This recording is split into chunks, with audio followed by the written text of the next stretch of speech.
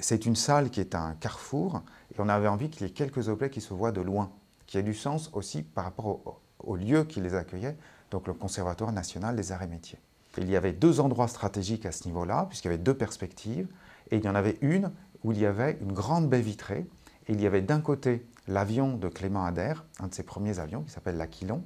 et de l'autre côté il y avait notre exposition. Et notre exposition, on se veut la recherche d'aujourd'hui et même précurseur du futur.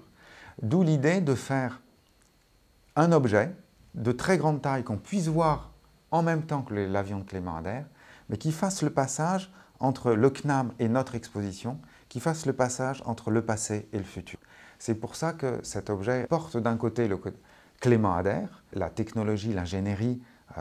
du début du XXe,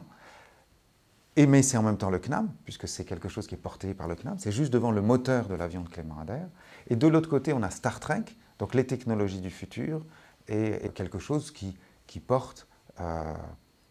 notre exposition, puisque là on devient dans le fictif, dans l'imaginaire, et quelque chose donc, qui était de ce secteur E égale MC 215. En discutant après, puisque ce n'est pas des choses qui arrivent tout de suite, en fait dans l'épaisseur de cette chambre, pour nous il y a la recherche d'aujourd'hui, puisqu'il y a le passage de Clément Ader, la recherche d'hier, et Star Trek, la recherche du futur. Donc l'actualité elle est dans la tranche de cette chambre à fil.